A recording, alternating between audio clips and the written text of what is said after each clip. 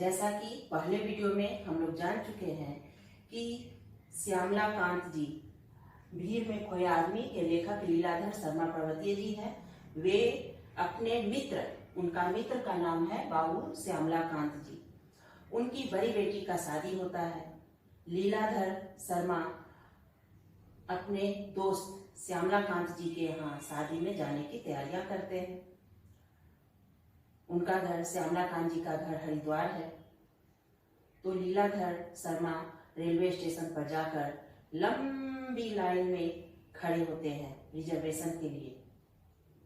बिना आरक्षण का वे पहले तो यात्रा करने को तैयार नहीं होते हैं, इसलिए वे पहले वहां जाते हैं रेलवे का टिकट लेने के लिए, रिजर्वेशन कराने के लिए।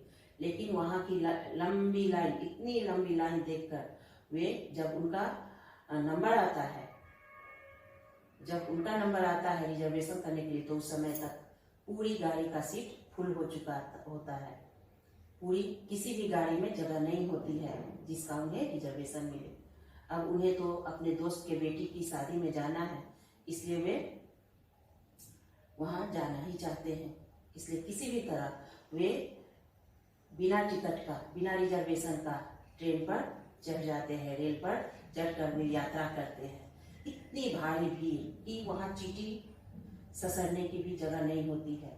उस ट्रेन के ऊपर पूरे छत्ते की तरह पूरे लोग जमा होते हैं उस ट्रेन के ऊपर। और वहां पर फिर भी वे किसी भी तरह काफी परेशानियों के साथ वे हरिद्वार पहुंचते तो हैं। जैसे ही हरिद्वार, ट्रेन में चढ़ने में भी उन्हें परेशानियां आती हैं, क्योंकि बिना टिकट के, बिना रिजर्वेशन के वे उस पर चढ़ नहीं पाते हैं। तो वहाँ का कुली जो है उन्हें खिड़की के द्वारा अंदर, ट्रेन के अंदर डब्बे में घुसा देता है किसी भी तरह, क्योंकि उनके पास रिजर्वेशन नहीं होता है और घुसने की भी जगह नहीं मिलती है। तो किसी भी तरह कुली का सहायता लेकर वे ट्रेन में तो बैठ जाते हैं, लेकिन वहाँ भी उन्हें इतनी परेशानियां झेल कर हरिद्वार पहुंचना होता है। वहाँ जैसे ही हरिद्वार स्टेशन पर वे उतरते हैं, श्यामला कांत, उनके दोस्त बाबू श्यामला कांत जी का बड़ा बेटा दीनानाथ उन्हें लेने आया होता है। वह उन्हें निभा लेने आता है। वहाँ पर उनकी मुलाकात होती है। दीनानाथ अपने पिता के दोस्त लीलाधर शर्मा, जो कि लेखक है, उन्हें लेकर वह जाने लगता है। रास्ते में बहुत सारी बातें होती है। वे पूछते हैं, तुम्हारा पढ़ाई कहाँ तक हुआ? तो वह बताता है कि मेरा पढ़ाई तो पूरा हो चुका है, 2 वर्ष से नौकरी की तलाश में हूँ। तो कहते हैं कि अभी तो बहुत सारे कार्यालय खुल गए हैं, नौकरी के नए नए कार्यालय खुल गए हैं, तुम उसमें कोशिश क्यों नहीं करता? तो वह बताता है कि मैं हर जगह गया, लेकिन अभी तक कोई उपाय नहीं सूझा, अभी तक कोई ऐसी नौकरी नहीं मिली।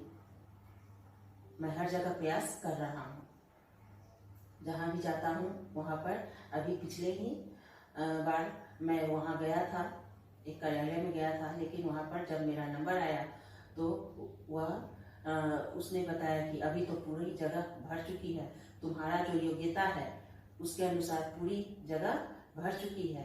अब मैं तुम्हारा नाम लिख लेता हूँ, अगली बार मैं तुम्हें कॉल करूँगा या खबर करूँगा। ऐसी निराशा मिलती है। दीनानाथ जो है श्यामला कांत जी का बड़ा बेटा, वह आकर लीलाधर शर्मा से बातें करते हुए रास्ते में वह बताता है। फिर घर पहुंचने पर जैसे ही श्यामला कांत जी के घर लीलाधर शर्मा पर्वतीय पहुंचते हैं, उनका वहां पर भी होश उड़ जाता है। 2 कमरे के घर में, 2 कमरे का घर है और उसमें 10-10 लोग, और उसी में उन्हें बैठाया जाता है। उनका दम घुटने लगता है। वे बातें करते हैं वहीं पर, और उनकी पत्नी, श्यामला कांत जी की पत्नी को बीमार देखकर वे उनसे हाल खबर पूछते हैं। तो वह अपनी सारी कहानी बताती है कि ऐसी ऐसी बात है। इलाज के लिए अस्पताल में लंबी लाइन लगानी पड़ती है, लेकिन अभी तक उनको दिखाने के लिए नंबर ही नहीं आया है। फिर वह बताती है कि मेरे बेटे के शादी के लिए, बेटी की शादी के लिए मैं बड़े बेटे को दर्जी के पास भेजी थी कि कपड़े वह खुद ही सिलवा लाएगा। लेकिन वहाँ जाने पर दर्जी बोला कि उसके पास बहुत पहले से ही बहुत सारा काम है। तभी वहाँ पर उसका छोटा बेटा सुमंत भी बहुत ही होनहार लड़का होता है, उनका दूसरा नंबर बेटा होता है। वह वहाँ पर आता है, वह अपनी माँ को बुलाते हुए चिल्लाते हुए बोलता है कि माँ मुझे चाय चाहिए। मैं राशन की दुकान पर लंबी कतार में खड़ा रहा, लेकिन राशन नहीं मिला, क्योंकि मेरे आते आते इतनी लंबी भीड़ खड़ी थी कि मैं नहीं ले पाया।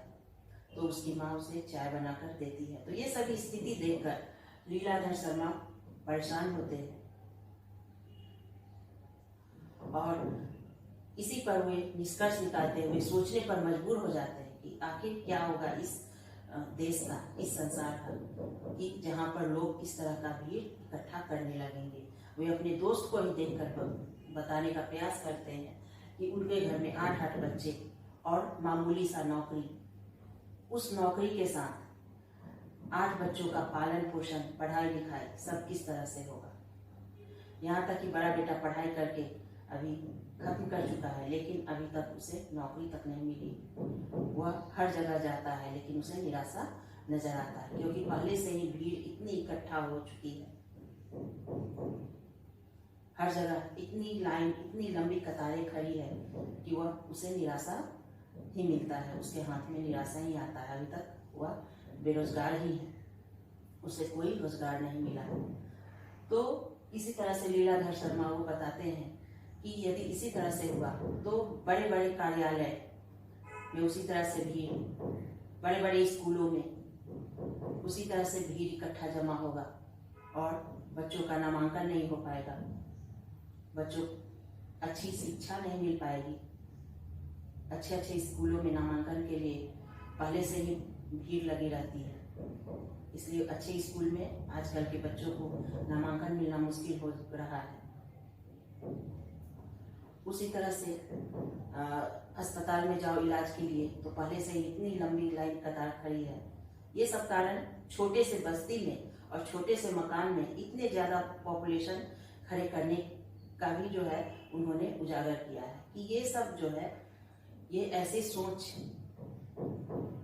जिस पर परिवार के लोग ध्यान नहीं देते हैं, उसमें उसका भी यह दुष्परिणाम है, उसका भी बुरा परिणाम है। उसी तरह से ट्रेन की लाइनें में रिजर्वेशन नहीं मिल पाता है। बड़े बड़े जगहों पर यदि कोई अपनी इच्छा से उसमें कुछ काम करना चाहे तो ये सब नहीं हो पाता है। तो लीलाधर शर्मा पर्वतीय आजकल के जनसंख्या विस्फोट का कारण और हमारे देश में हो रहे इतनी सारी असुविधाएं, जनसंख्या के कारण जो असुविधाएं हो रही है उस पर उन्होंने लोगों को दिखाने का प्रयास किया है और उनका ध्यान आकर्षित करने का प्रयास किया है। तो इस तरह से इस पर हम लोगों को सोचने पर मजबूर कर रहे हैं। इस कहानी के द्वारा ये सोचने पर मजबूर कर रहे हैं कि हम लोगों को इस पर ध्यान देना चाहिए। वैसे आजकल तो ऑनलाइन सिस्टम हुआ है, लेकिन इतना पढ़ा लिखा, इतना सब लोगों के पास इतना जानकारी नहीं हो पाता कि वह किसी काम को ऑनलाइन प्रयास कर सके। उसे ऑनलाइन लेने के लिए उसे पढ़ा लिखा होना जरूरी होता है, उसे जानना जरूरी होता है, नहीं तो उसे दूसरे के पास सहारा, दूसरे के पास उसे कुछ पूछने के लिए जाने के लिए मजबूर होना पड़ता है। जैसे साइबर कैफे ले ले, वहां पर भी भीड़ इकट्ठा हो रही है। अभी किसी काम को करने के लिए यदि ऑनलाइन काम हो रहा है तो वहां पर इकट्ठा हो रहा है। तो इस तरह से बहुत सारी ऐसी परेशानियां हैं तो तुम लोगों को इस पाठ को फिर से